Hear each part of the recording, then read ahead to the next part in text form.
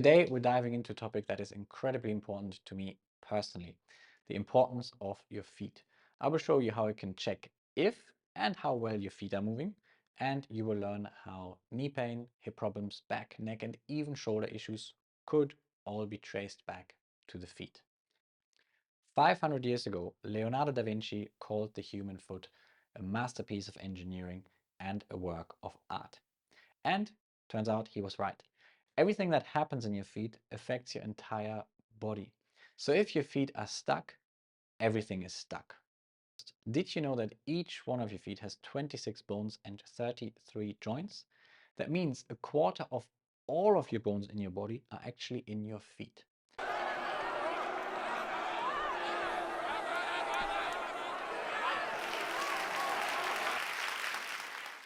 Plus, there are over 100 muscles, tendons, ligaments, and more than 200,000 nerve endings in each foot. That could be pretty important, right? So let's explore how they move and why that matters. When we move, our foot acts both as a shock absorber as well as a lever that propels us forwards. This involves two key motions, pronation and supination.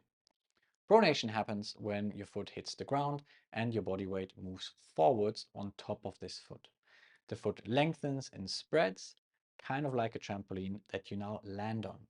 In order for this to happen, all three arches of the foot need to fall, so that the tissues in the foot begin to lengthen in order to provide that absorption just like a trampoline.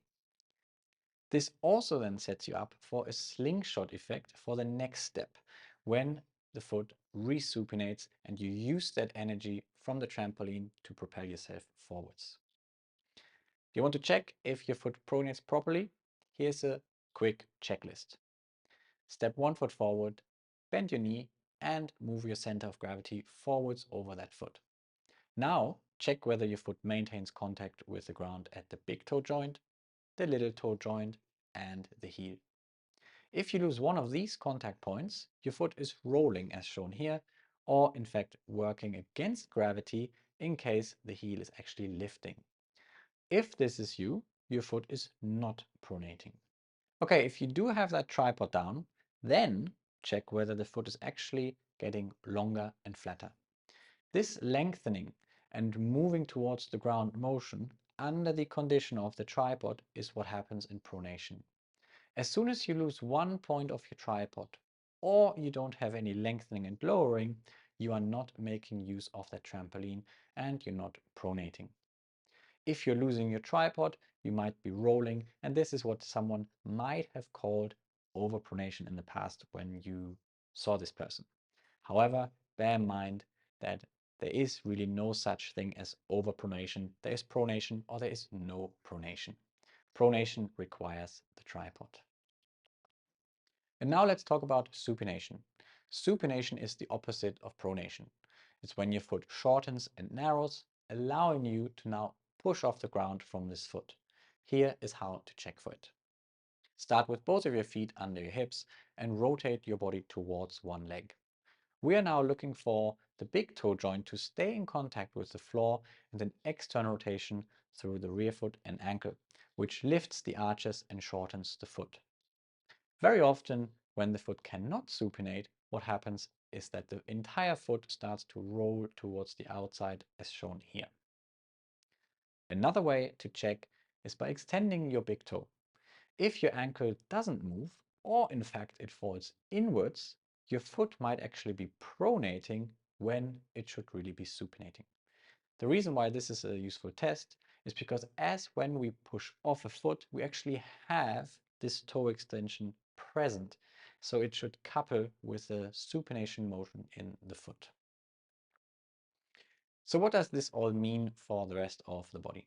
Well, pronation and supination don't just affect your feet. They impact everything from the knees to the hips, spine, neck, and even your shoulders and elbows. Pronation absorbs shock and it distributes load, while supination propels you forward. If your feet cannot move like this, it will directly affect how your body can and has to manage the skeleton above.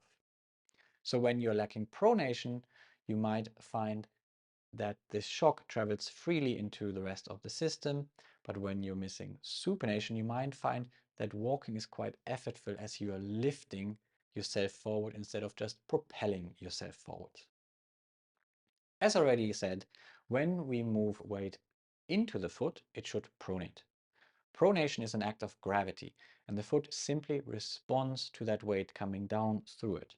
In order to move that weight on top of the foot, there are requirements at the hip, the spine, and the shoulders. You can see how there are different shapes happening here that all contribute to this weight transfer. So if your foot cannot pronate, you might struggle to make these shapes in your body above, and therefore you might struggle to, for example, lengthen or shorten one side of your neck, which is then exactly why stretching your neck doesn't really give you any long-term benefit. To wrap it up, the movement of your feet is really, really crucial for your overall movement. They support your body, they absorb shock, and they help you to move forwards efficiently. So take care of your feet and they will take care of you.